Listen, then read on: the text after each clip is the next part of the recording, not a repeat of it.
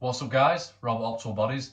Now today we're going to run through my top 5 biggest gym myths that I see and that I've picked up over the years that hopefully will help you on your journey and basically will get you results and stop you wasting your time. Now number one, I put it at number one because I think it's a big one, see it all the time, is doing cardio for fat loss. Obviously it's going to burn a few calories, but whatever it says on the cross trainer or the treadmill, whatever you're doing, it's really inaccurate with how many calories you're burning, and a lot of people just go home, a slice of bread will cancel it out, for example. And I say this one because I want people to get results, and I hate to see people chugging away, getting a sweat on, and if I speak to them and say, oh, like, well, do you enjoy doing cardio? Do you enjoy running? Do you enjoy cross trainer, rower, etc.? If you do, brilliant, crack on. That's your thing. But a lot of the time they're just doing it because, oh, I want to be in shape, I want to burn fat, so I've started doing some cardio. You're better off trying to build muscle. As we spoke of before, muscle is metabolically active, expensive tissue. So basically, you're like a furnace burning up calories all the time just by having muscle on your body. Doesn't mean you have to be a massive, bulky, steroid-looking bodybuilder. But so, previous videos about women doing weights as well. Everyone, in my eyes, should be doing some sort of resistance training. And if we're looking at it from a fat loss point of view, you're better off spending your time doing weight training, trying to increase your strength, build a little bit of muscle, having that metabolically active, fire-burning furnace on your body, which makes you burn calories all day long just by having it there, rather than just the calories you're burning while you're training, okay? And also a caveat to that, if your goal is fat loss and you're losing weight and you're just doing cardio, then it's looking like half of that weight loss is actually going to be muscle loss. So it's okay, you stand on the scales, you've lost a stone, but half a stone that is probably muscle. Now what's the problem with this? If you start, say you're doing that with alongside a calorie restricted diet, most of the times it's too hardly any calories, you're going to eventually break and start eating normally how you used to eat. Yo-yo dieting occurs. Why does that occur? Because you've lost half a stone of muscle, your metabolic rate is now lower because you haven't got that fire burning, calorie eating, metabolically expensive tissue on your body. So say you were eating 1,000 calories and losing weight, you could eat 1,000 calories after you've lost that muscle and actually start to gain weight because your metabolism has down-regulated. So the message is, do resistance training alongside a proper diet, which is a whole nother story. But if you're doing resistance training, weight training, strength training, you're going to keep the muscle, you might even build muscle while you're losing the fat, and you're better off looking at the scale and only half a stone has gone, but it's all fat. So that's a great way of preserving muscle, keeping your metabolism, keeping healthy, and basically being able to eat more calories and not just, you know these people that say that I hardly eat anything and I'm still not losing weight. That a lot of time that's the reason, because they've done too much chronic cardio and they haven't done weight training and they've lost a lot of muscle, metabolism drops. Myth number 2. High reps, lightweight when you're cutting, when you're trying to lose body fat. What built the muscle will keep the muscle, basically. So if you're in like a bulking phase and you're building up, getting stronger, don't just drastically switch to high reps, lighter weight because you've read it in your favourite bodybuilding magazine or some Instagram influencer told you to do it. Okay, there's a place for all sorts of rep ranges. If you're going to failure, it's not looking like it makes a difference from a muscle building point of view. So say you do 6 reps to failure versus 20 reps to failure, the research is showing that the muscle growth is still the same. So the main point is going to failure with your weights. Do a rep range that you're comfortable with, that you enjoy, and that you'll stick to. That is the secret. Just quickly switching to light weights, doing lots of reps and this pump work and stuff. If you're not going to failure and you're just doing it for a fat loss, if anything, it's probably going to be negative, because if you start lowering the weight and when you're used to doing like heavier weights, you might lose muscle, and we've just spoke about how important keeping the muscle is. So lightweight, high reps does not burn more fat than moderate, heavyweight, lower reps. Number 3, and it's about less is more. So the myth is doing more is better. I see people thinking like, oh well, I'll spend 2 hours in the gym, I'll spend 3 hours in the gym. I've seen all sorts of stupid things. And anecdotally, just looking at these people, you never see somebody that spends that long in the gym that to my eyes looks really good. If you have, fair enough. So more is not always better. Okay, there's obviously a threshold, a minimal effective dose. Say let's relate it to weight training and building muscle.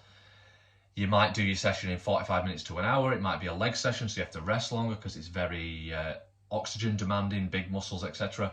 But if you're spending, in my eyes, 2.5, 3+ hours in the gym, I think you're going to end up going backwards. Cortisol levels, stress hormones, they get a bad rep, but obviously there's a fine balance. There's a homeostasis point where your body wants to be. So anything too high or too low, obviously you need to give a stress to your muscle. Building muscle is the response to a stress. But if you're doing too much in the gym, see it as you're building a house, you're putting a brick on your house every time you do a workout, for example. If you're doing too much, then you could be taking bricks off because you get little micro tears in the muscle when you train. If you break your muscle tissue down too much, and then you go away and recover and eat your protein, etc., get your sleep, you might only repair back to baseline, if that. If you just stimulate a little bit and then you get your growth, stimulate a little bit, get your growth. So you can see what I mean. So if you tear your muscles down too much, you might just be spinning your wheels and maintaining your physique. So if you haven't got results for a long time, maybe you're doing too much in the gym. A lot of people don't train hard enough, but this is aimed at people that train really hard and think more is better. And there's a phenomenon called junk volume. So the volume is the amount of work you do in the gym, the sets, the reps times the weight, so you get a total figure of the volume you do. So if you're doing too many reps, too many sets in total, too much weight in total, too much volume, that can be junk volume. So say you train your biceps, for example, there's a minimum effective dose for each person, so many sets, so many exercises, and that is enough for your biceps ready to go home, ready to eat, recover, protein, sleep, growth, all that good stuff, okay?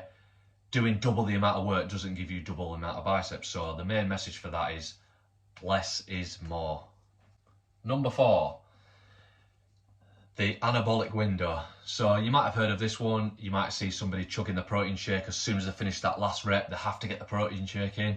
Okay, they can be good for convenience, but there's nothing special about this anabolic window, and it's been studied. There's no studies proving that consuming food or protein shake in this magical hour after training does anything different to just analysing the total protein for the day or the total food for the day. So concentrate on, say you're trying to get 200 grams of protein in a day. It's looking like it doesn't matter how many meals that comes in, if you have it directly after training, you have it before training, whatever. If your body's very smart. If you consumed 100 grams of protein in one meal, then say for your breakfast, and then you had an evening meal of another 100 grams of protein, your body just slows down the digestion. You get this ileal break in your digestive system, so the amino acids just get released slower. Your body's really smart, it won't waste them. You don't need to eat protein like every 2-3 hours, and only 30 grams can be absorbed, and that's another myth, so that's joined in with this one. So I learned this a long time ago, and I used to be like that. I used to be like, oh, I need my shake, I had my shake in my bag, and I'd panic and get anxiety if I didn't have it with me, thinking what was the point in training? Okay, it can be a lot more relaxing knowing that just hit your total grams of protein for the day when it's convenient for you. You don't have to chug down shakes every 2-3 hours. You don't have to get your shaking in this magical 1 hour anabolic window. If you've eaten within the last 12 hours, like say a big steak, that'll just slowly, amino acids just drip feeding into your bloodstream, stimulating muscle growth. It's all good. So total amount of protein for the day, no such thing as an anabolic window. You can relax with that one. And number 5, last one.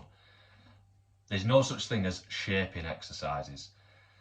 So you see people on the chest press maybe, when instead of doing it like, they go like this, and they're trying to hit a certain part of the pec and change the shape of the lower pec, and you want a little bit more here, like I want a bigger peak on my bicep, I want to get an outer sweep on my quad, so I'm going to stand with my feet together, feet wider for the teardrop, all these little myths. Okay, if you look at like pro bodybuilders, like that, if you look at when they first competed, say like 10, 15, 20 years ago compared to what they're like now, so look at their quads or their biceps, the 9 times out of 10 it's like the same shape of the muscle, it's got the same sort of peak, like same sweep on the quads, etc., but it's just a bigger version of that shape. So whatever shape your muscle is, you can't do certain exercises to make it a different shape. Granted, yeah, there's people that are like, oh, I want to get a bigger sweep on my quads. The best thing to do that is get bigger quads. Okay, you don't need to focus on specific exercising and certain angles, all these things, and feet together, toes apart, different part of your calves, all these things. Just focus on getting stronger in that muscle group, in that particular simple exercise when you're in strongest position. And again, 9 times out of 10, if you put 2 or 3 inches on your quads, you'll have a bigger sweep, okay? But you can't magically change the shape of the muscle. Like an isolation, say like a fly exercise for your chest, doesn't shape the chest, okay? It's still working the muscle like a bench press would, okay? There's no shaping exercises. So if you think you're doing them, if you enjoy doing certain exercises, crack on, no problem, that's fine. But if you feel like you've just been doing them because you saw someone on Instagram do them, it's this funky exercise which gives you a better cap on your shoulder or bigger traps, bigger bicep peak, okay? Then you're probably wasting your time. If you want bigger bicep peaks, just get bigger biceps overall. That's the main message for that one. So I hope you've enjoyed this, guys. Try not to ramble on, try keep it quick. 5 myths that I think might resonate and be related to quite a lot of people I've seen in the gym. No one's perfect. Do what you enjoy is the main message, but don't have anxiety and frustration if you're doing these things thinking that's what you need to do, especially with the cardio. Abs are made in the kitchen. We've all heard that. If you don't like doing cardio, you don't have to do it for fat loss, okay? I know a lot of natural bodybuilders that don't do any cardio and get absolutely shredded because it's all diet and weights, okay? If you enjoy cardio, you need to be fit for your sport, then crack on, that's no problem, okay? Do what you enjoy, don't have anxiety over things, don't stress, don't worry about consuming too much protein in one sitting or you haven't eaten for so many hours, total food for the day, okay? Don't worry about what rep range you're working in, just as long as you're training to failure. There's no such thing as shaping exercises. And I think we've covered most of them there. So if you've got any other big ones, bang them in the comments and we can get talking about it. Please like, subscribe, comment, subscribe to my YouTube channel. If you hate this, let me know. If you love it, let me know. Cheers, guys.